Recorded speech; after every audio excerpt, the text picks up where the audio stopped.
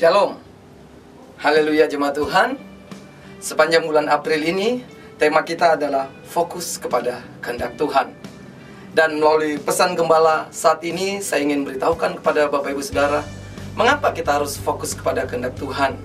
Dan hal-hal apa saja yang bisa membuat kita tidak fokus kepada kehendak Tuhan, serta bagaimana caranya supaya kita tetap fokus kepada kehendak Tuhan. Rasul Paulus di dalam Efesus 5 ayat 15-17 berkata, "Karena itu, perhatikanlah dengan saksama bagaimana kamu hidup. Jangan seperti orang bebal, tetapi seperti orang arif. Dan pergunakanlah waktu yang ada, karena hari-hari ini adalah jahat.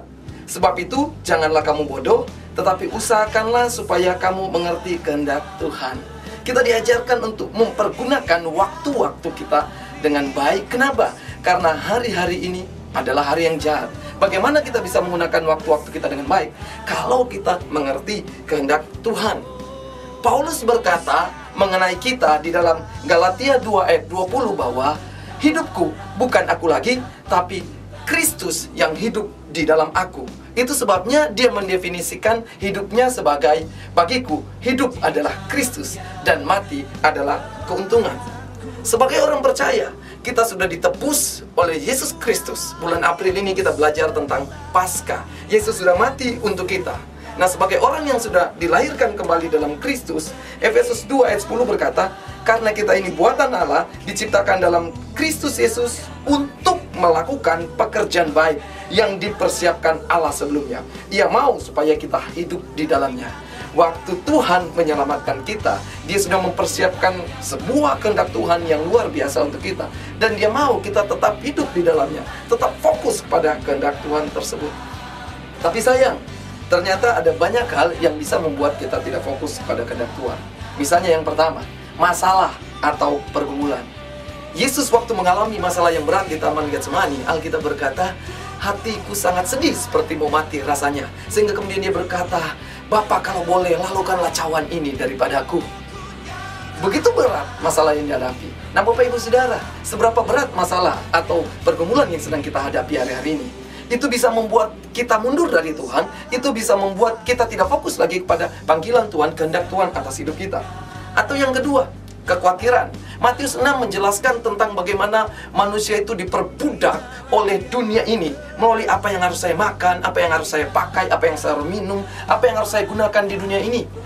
Sehingga kemudian manusia diperbudak oleh uang, oleh waktu, oleh pekerjaan, oleh karir. Apapun yang dia lakukan hanya dengan tujuan supaya dia bisa hidup aman dan nyaman di dunia ini. Padahal Matius 6 ayat 33 berkata caranya adalah cari dahulu kerajaan Allah dan kebenarannya. Kerajaan Allah, kebenaran itu bicara tentang kehendak Tuhan, maka semua akan ditambahkan kepadamu. Kemudian yang ketiga, apa yang bisa menghalang kita? Godaan. Kita lihat orang seperti Simson yang sudah dikhususkan menjadi nazir Allah, dengan kehendak Tuhan membebaskan orang Israel dari orang Filistin. Hanya karena wanita, dia bisa gagal.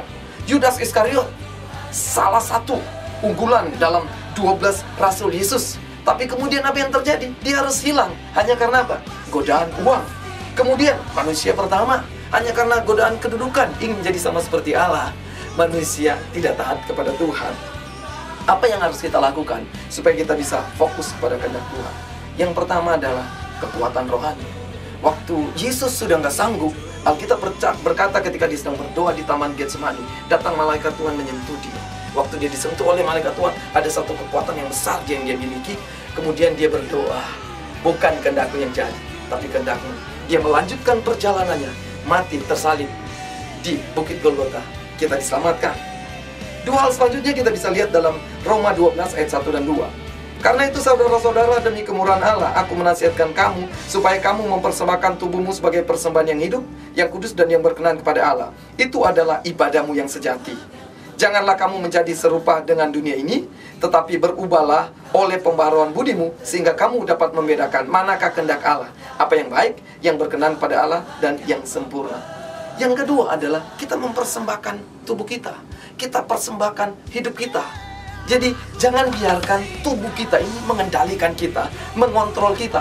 Persembahkan tubuh kita, hidup kita, semuanya sebagai sebuah ibadah pengabdian kepada Tuhan. Dan yang ketiga adalah perbaharui pikiran kita. Kenapa?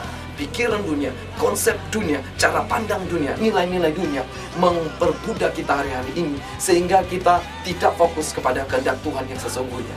Waktu pikiran kita diperbarui oleh firman Tuhan, maka kita akan dibawa untuk terus fokus kepada kehendak Tuhan.